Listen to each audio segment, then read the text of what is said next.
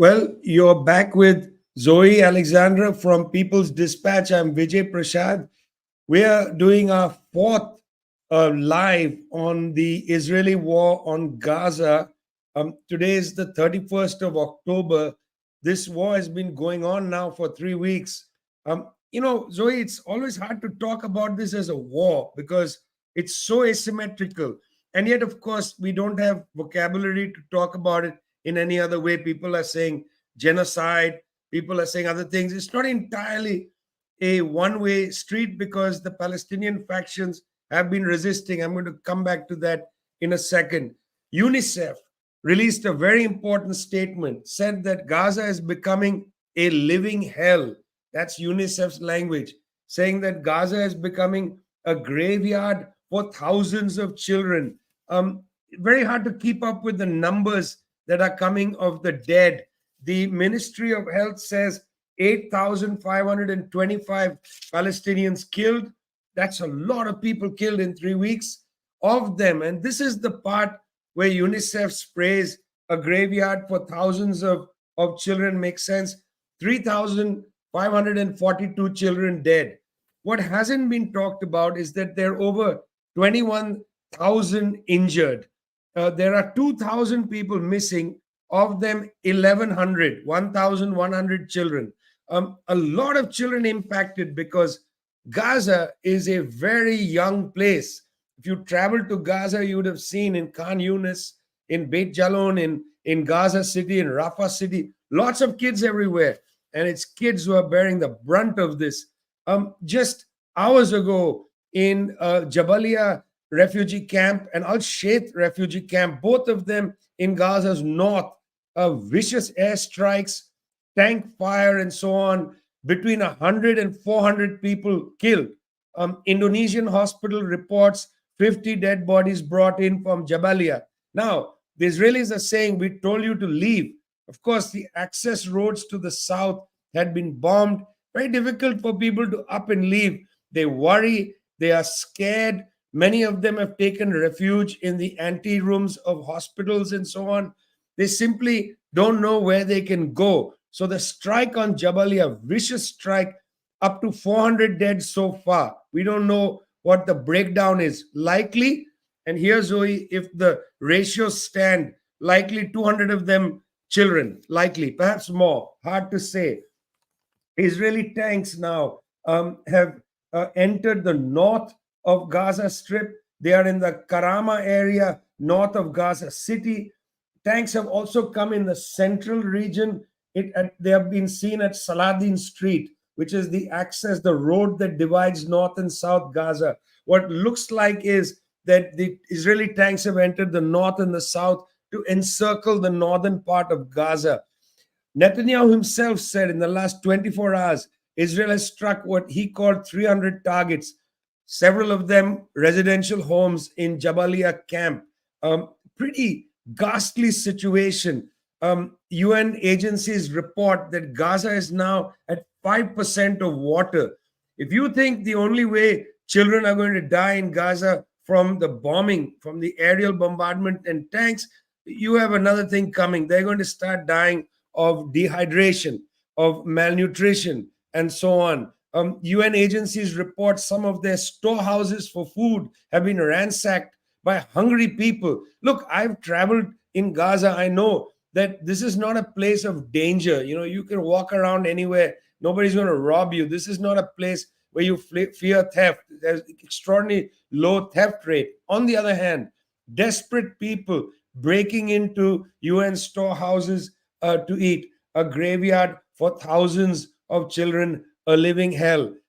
You're in Washington, D.C. now in anticipation of the November 4th protest. We're going to talk about that later, Zoe. But of course, the United States government providing a kind of defensive shield, an iron dome of its own around the Israeli government, not allowing a ceasefire, even talk of a ceasefire. It's not only the US, we should say, in Britain, for instance, another major power, both Rishi Sunak, the prime minister, and Keir Starmer, leader of the Labour Party, against the idea of a ceasefire. Something so important as a ceasefire off the table for these people?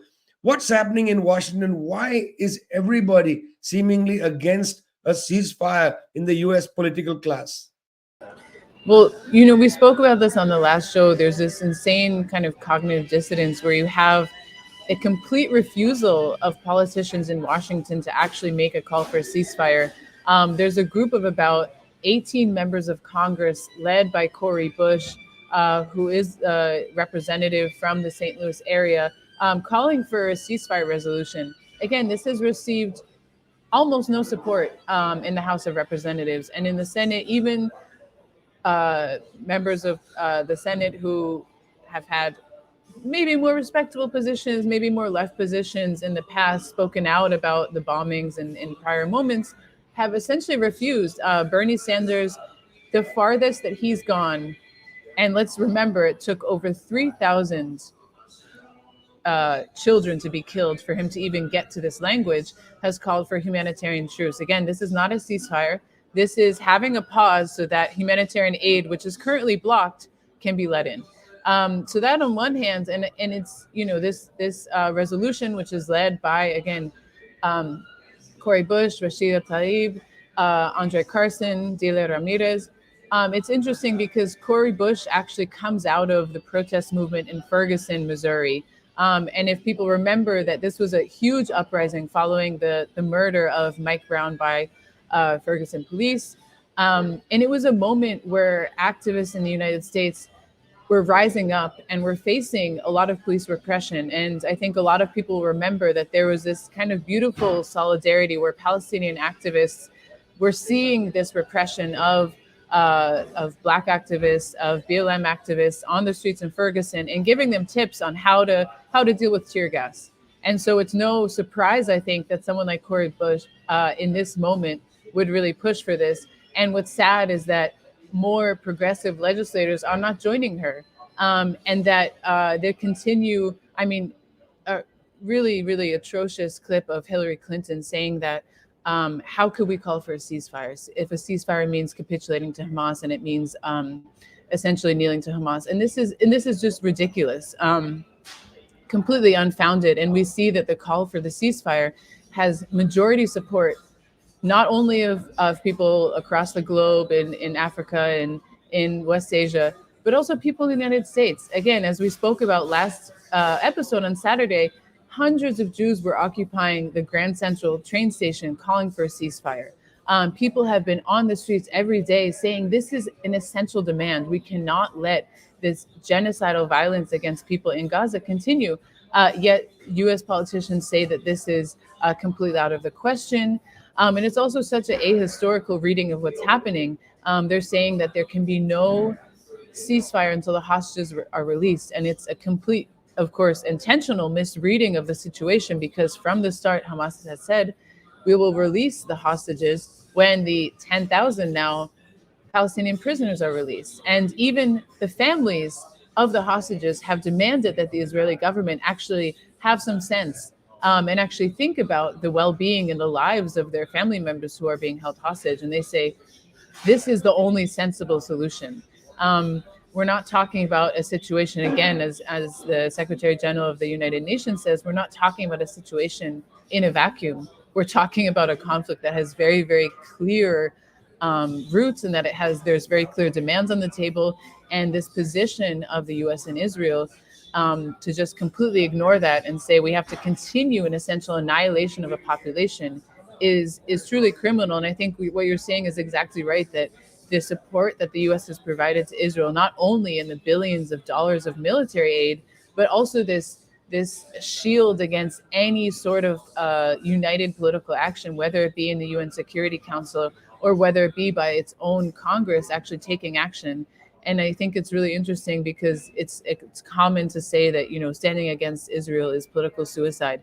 And I think that US politicians have to think really deeply about what does it mean about their constituents going out every day, facing rain, facing arrest, demanding a ceasefire, and they're turning their backs on them. So I think that who is the political suicide for? Their donors or their constituents? It's a very important question, question of political leadership. You go back to the Palestinian scenario around Palestine, other political leaders are struggling with what to do. In the United States, the political leadership has decided no ceasefire. We're going to allow Israel, as James Kirby said, no red lines. They can do anything they want. They want to kill 400 plus people in Jabalia. Go ahead, kill 400 people in Jabalia. You want to bomb, go back and bomb Khan Yunis? Go back and bomb Khan Yunis. 2014, the Israelis entered Gaza in force. There was, I think, 3,000 people killed at the time. By the way, 65 odd Israeli soldiers killed. Already Hamas has said, and other Palestinian factions have said they've taken out a couple of tanks. They are fighting them here and there. It's not easy to actually battle when you've got bombing happening from overhead, but apparently they are fighting in certain places in the north against the advance of Israeli tanks. But in the regional scenario, what can one expect? The government of Iran. Now, the United States has been saying Iranian proxies are doing this, Iranian proxies. The government of Iran has said, we don't want a war. 72 US battleships are sitting in the Eastern Mediterranean, directly threatening Iran. Iran has said, we directly don't want to enter this conflict. Interesting statement. The foreign minister of Lebanon has said, we don't want to enter this conflict. He said that even Hezbollah doesn't want to enter the conflict. I'm going to get back to Hezbollah in a second. But you got Lebanon, you got Iran, you've got other leaders saying, we don't want this to extend, we want a ceasefire. On the other hand, so far, silence from Sheikh Hassan Nasrallah of Hezbollah hasn't spoken. I've said this before. When Nasrallah speaks, Nasrallah is going to declare war. Therefore, he's holding his horses. I must say, it's getting hard for the Hezbollah fighters, all 100,000 of them. Very hard for them to sit and watch what's happening in Gaza. It's very difficult for the factions in Syria to sit back and watch what's happening. And certainly it's been difficult for the rebels in Yemen, the so-called Houthi rebels, the Al-Ansar al-Din rebels. Very hard for them to sit back. All of these places you've seen rocket fire towards Israel from Yemen, from Syria, from Lebanon. Israel has a very sophisticated missile defense system. The Iron Dome, yes, but also the Arrow system. And both the Iron Dome and Arrow have been able to defend against the rocket attacks from Yemen, from Lebanon, and so on.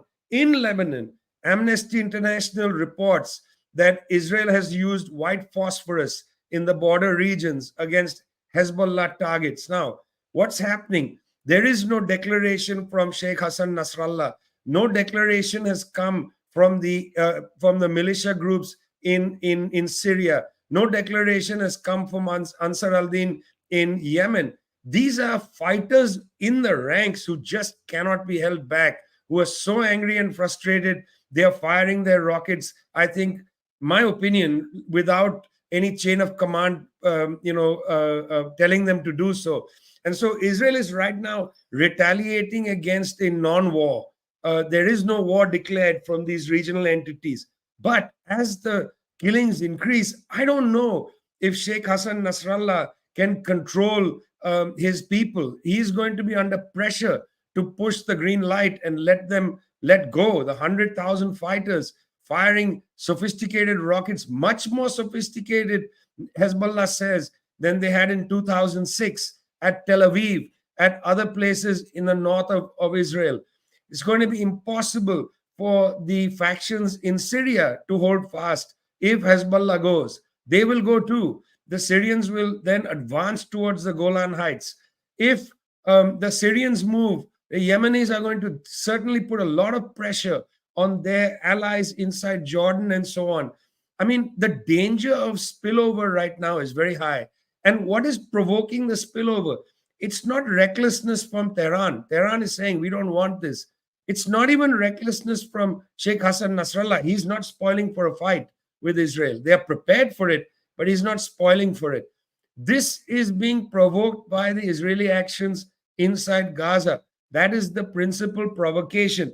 I mean, the fact that Israel has decided to strike places in South Lebanon using white phosphorus It's almost as if the Israelis are provoking Hezbollah to come at them, because they feel that with 72 US warships sitting off the coast of the coast of the Levant, United States will pummel South Lebanon, pummel Beirut. Not sure if this is exactly in the calculations of Hezbollah, but I can see why they are holding fast. Meanwhile, of course, the West Bank, it's its own fire, Zoe. What's happening in the West Bank? Well, yes, it's definitely important to remember that violence has also been escalating against Palestinians in the West Bank. Over 100 people have been killed since October 7th. And as we reminded in our last live stream, this year was already the most deadly for Palestinians in the West Bank, East Jerusalem, and Gaza in terms of the number of people that have been killed by Israeli forces. And what's interesting to point out is that actually the violence that people are seeing across the West Bank is not only from occupation forces, but also from settlers. And there's been a huge spike in attacks. Over 2,000 have been injured. And additionally, as we mentioned before, the sort of selective arrest campaigns have been really on the rise. Again, over 1,100 people have been detained in the West Bank since October 7th. And within the prisons themselves, there have been reports of extremely atrocious conditions. 2 prisoners have actually been killed or, died, as we said, as we talked about last week with the past tense. In these conditions, there have been reports of them being deprived food, being deprived of water, of blankets, of basic conditions in these prisons. And it's interesting. It's always important to bring it back to the prisons because this is the key demand. As we said, there are people are being unjustly held under. There are thousands being held under the administrative detention ordinance, which essentially means Israel can keep you in prison almost indefinitely, keep renewing the administrative detention order, which means you're not formally charged with anything. You have no right to a trial. Many of your basic rights are violated. This is really crucial. And there's also been an increase in the Israeli forces raids in terms of its intensity. So we've seen over the past year these raids where they come in with the troops, take people out of their houses at night. However, we've seen this past week tanks rolling in to the Jenin refugee camp. We saw tanks destroying an entire neighborhood in the Jenin refugee camp. We've seen airstrikes. So this is a serious escalation. Again, I mean, it's hard to even list out how many levels and layers of international law are being violated in this situation. We know that there have been calls for Israel to be brought before the ICC. We also know that these are constantly blocked by the U.S. But we have seen Spanish politicians, we have seen Cyril Ramaphosa calling for this. But we have to keep our eyes on the West Bank because this is their with the settler attacks under the protection of the Israeli forces. This is seriously worrying. People are continuing to go out on the streets in Ramallah. There have been numerous national strikes that have been taking place, even in Jenin, where the attacks have been extremely fierce on an almost nightly basis. People are still protesting, standing with their brothers and sisters in Gaza, standing with the other part of Palestine, which they long to be reunited with. They long to be united with. Meanwhile, of course, aid not getting into Palestine at all. Very interesting, important for people to know. Through the Rafah crossing, which bridges the border between Egypt and Palestine, that's the only crossing where trucks are allowed to go across. 150 trucks have gone across. It used to be 500 trucks a day to basically supply Gazans in the Gazan province of Palestine. 500 trucks a day. Thus far, over the past 3 weeks, only 150 trucks. And by the way, it's not easy. First, the Israelis are insisting all trucks have to go to Nitzana. Nitzana is an Israeli crossing, which is closed. So they get to Nitzana, 50 kilometers south of the Rafah crossing. They are unloaded at Nitzana. The Israelis check everything in the truck. Then they repackage the truck and send it 50 kilometers north to Rafah. at Rafah. Those trucks are not allowed to enter. They have to be unloaded. They have to be loaded on to Palestinian trucks, and then they are allowed to go into Rafah city. So imagine when people say, well, trucks are entering, the details are important here. The Israelis are basically constructing a humanitarian mirage, allowing people to think, well, trucks are coming in, but in fact, they are blocking trucks, still blocking electricity. And as I said earlier, only 5% of Gaza's water needs are being fulfilled. And that's a lot of that is through tanks and so on, not through the delivery of fresh water. That it's in fact it's in a medieval siege of a higher kind. Okay, but this bizarre Nitzana to Rafah thing that they are doing is extraordinary, and it bears notice by the international population. Now, the Europeans, 27 of them, have called for a humanitarian pause. I don't even know what a humanitarian pause is. I don't know why they can't get the word ceasefire out of their mouths. Ceasefire. It's a much swifter word than humanitarian pause. Don't get it. But they are thinking, let's send a boat with humanitarian aid to Gaza. Just a minute, Macron. Just a minute, Rishi Sunak and the rest of you. A boat? Where are you going to land the boat? The only port in Gaza that's semi functional is in Gaza City. That's the only port. And Gaza City is the epicenter of the Israeli attack. So you're going to get the Israelis to stop that attack while you send a ship with humanitarian aid? Good God. I mean, the level of naivete or duplicity coming out of European capitals. I'm actually betting on duplicity. In other words, they know very well that it's highly unlikely that the Israeli government is going to stop the bombardment of Gaza City to permit a ship to enter. They know it's not going to happen. Because they know it's not going to happen, it's quite easy for them to say, we would like this to happen, because it's not going to happen.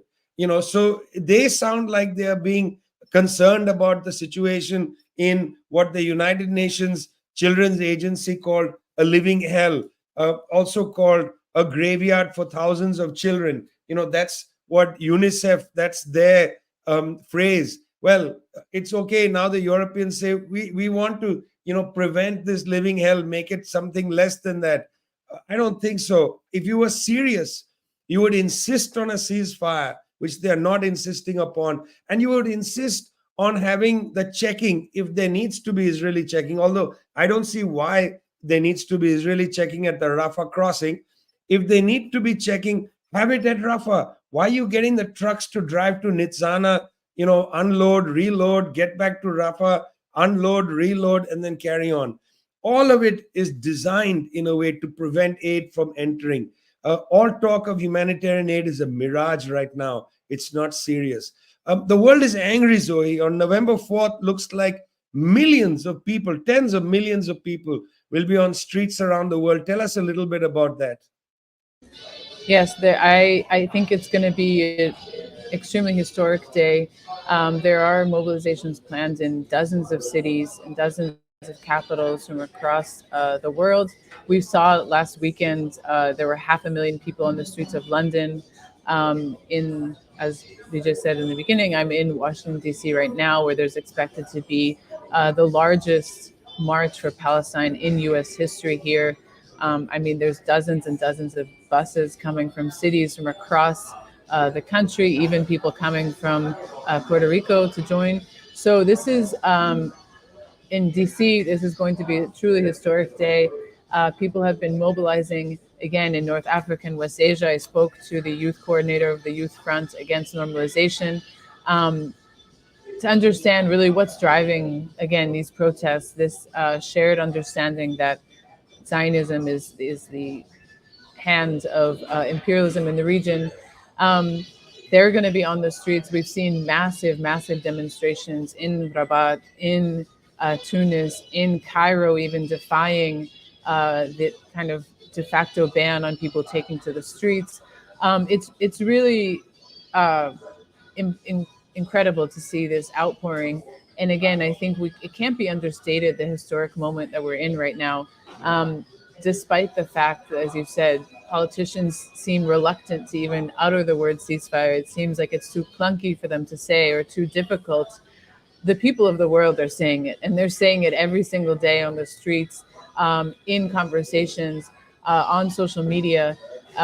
It's This is definitely the moment, and so it is. There will be this big day of action. The International People's Assembly is calling for this.